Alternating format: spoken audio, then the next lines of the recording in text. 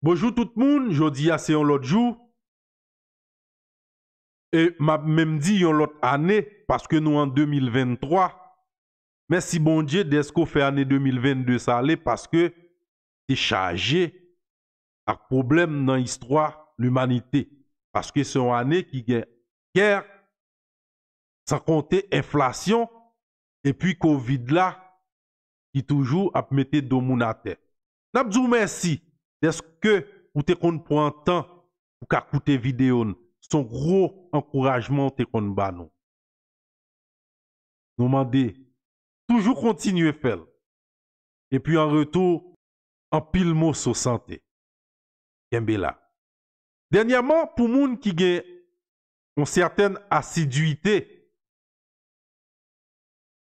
dans suivre nous dans l'univers. D'après nous te poser une question dans une vidéo qui dit qui Bible ou lit. Les nous dit qui Bible ou lit, il y a des gens qui parlent dire moi lis la Bible, gon seule Bible, oui, gon seule Bible. Mais il y a plusieurs traductions de la Bible. Et toute traduction yo pas faite par un seul monde et tout le monde ça yo pas vivre un seul côté.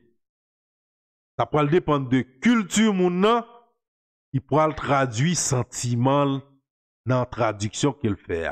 Et n'après que chaque Bible que nous lire mot yo pas même, tournou yo pas même, explication yo pas même, compréhension yo pas même. Pas oublier que la Bible c'est pas un livre qui est facile pour moun comprendre. Ça fait dernièrement nous te posé question. Yo dit que la Bible est un livre inspiré de Dieu.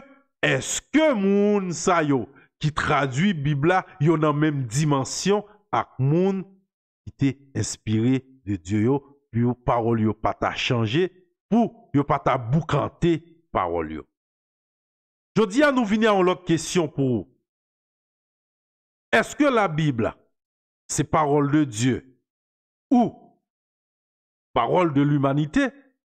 Est-ce que la Bible, c'est parole de Dieu et parole de l'humanité? Ou tout simplement, est-ce que la Bible, c'est parole de Dieu? Bienvenue dans mon univers. Un univers sans prétention. Venez à moi. Venez.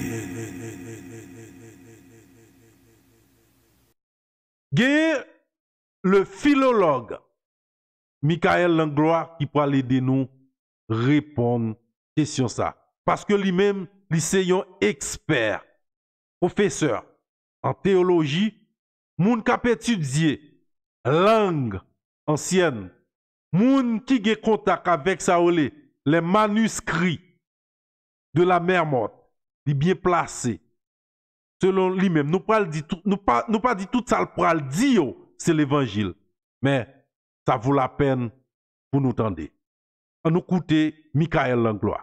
Alors quand on compare ces données matérielles, et là ce que je vous présente c'est les faits, c'est la documentation, on peut du coup se poser la question de l'inspiration des Écritures. Non, mais si Dieu a inspiré ces textes, comment se fait-il que quelqu'un s'amuse à remplacer un mot? Aujourd'hui, on ne se permettrait pas de faire ça. Moi, lecteur moderne de la Bible, je ne vais pas dire tiens, allez, je vais remplacer tel verset par tel autre, je vais le déplacer à tel endroit, ça sonne mieux comme ça.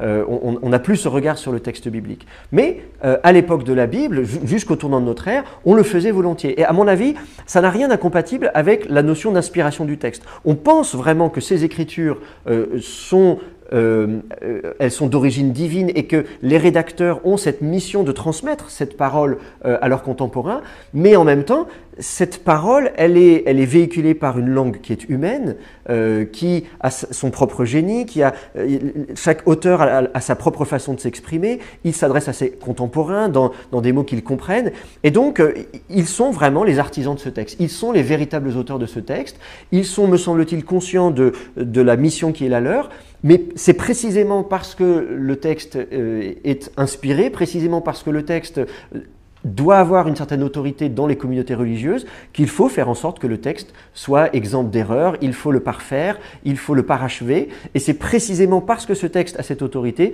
qu'on vient le corriger. Alors que pour nous aujourd'hui ça semble paradoxal, on dit non, si c'est un texte inspiré, canonique, il y a une autorité, on n'y touche pas. Eh bien je pense que dans l'Antiquité c'est le contraire. Précisément parce que le texte a cette autorité, eh bien on va le retoucher. Avec ces exemples, on se rend compte de la difficulté qu'on a à traduire la Bible en français. Imaginez-vous, mettez-vous à la place de celui qui a pour mission de traduire la Bible en français. Il passe d'une langue à une autre, d'une documentation à une autre, avec des manuscrits qui peuvent avoir des variantes entre eux. Donc qu'est-ce qu'il va choisir? Quel est le manuscrit qui va lui servir de source? S'il y a des différences entre ces manuscrits, de quelle époque il va les prendre, comment est-ce qu'il va lire tel ou tel mot. Il y a tout un tas de difficultés liées à la copie. Par exemple, pour l'hébreu, les manuscrits les plus anciens ne notent que les consonnes. Pour le grec, les manuscrits les plus anciens ne mettent pas de séparation entre les mots. Donc en fait, il y a tout un travail déjà à faire de compréhension du texte qui n'est pas évidente. Et puis, sur le fond, quand on passe d'une langue à l'autre, on passe d'un univers à un autre. On dit toujours traduire, c'est trahir. D'une certaine manière, c'est vrai. C'est vrai aujourd'hui. Vous passez de l'anglais ou l'allemand ou l'italien au français ou à l'espagnol. De toute façon, il y a des choses que vous pourrez exprimer plus facilement dans une langue que dans une autre. C'est encore plus vrai pour des langues anciennes, qu'on connaît de façon partielle uniquement. Il y a des mots qui n'apparaissent qu'une seule fois, on ne sait pas très bien ce qu'ils veulent dire. Et puis d'autres mots, on saisit assez bien leur sens dans la langue source, mais comment les restituer en français? Et ça joue sur tout un tas de mots de vocabulaire qu'on trouve dans la Bible en français. Je ne sais pas, par exemple en hébreu, la transgression, l'idée de transgresser, de pécher, va être exprimée par exemple, un des mots qui est utilisé pour ça, c'est simplement l'idée de traverser. On passe de l'autre côté, donc c'est très visuel, on s'imagine quelqu'un est passé de l'autre côté, et la repentance est exprimée par un verbe qui veut dire revenir. Et ce sont les mêmes verbes qu'on utiliserait pour désigner, je sais pas, parler d'un chat ou d'un mouton qui est passé de l'autre côté de la clôture et qui revient.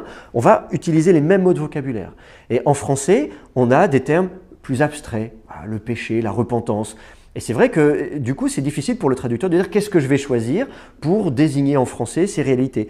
En grec, on a des problèmes similaires avec, par exemple, pour désigner la résurrection, de temps en temps, on va utiliser le verbe se lever ou se réveiller. Donc, on va dire que Jésus s'est relevé d'entre les morts, qu'il s'est réveillé d'entre les morts, alors qu'en français, on va plutôt avoir tendance à dire qu'il est ressuscité d'entre les morts. Donc, c'est toujours la difficulté pour le traducteur de dire comment je vais restituer dans ma langue, le français, quelque chose qui a été exprimé dans un autre univers, dans une autre culture. La langue, c'est le reflet de la culture, de la pensée. On se dote de vocabulaire pour exprimer sa façon de penser. Et donc, chaque langue est unique et aucune traduction française, finalement, ne peut rendre de façon parfaite toutes les subtilités de l'hébreu, de l'araméen ou du grec. C'est pour ça que c'est utile de pouvoir comparer différentes traductions françaises de la Bible. Et puis bien sûr l'idéal d'étudier les langues bibliques.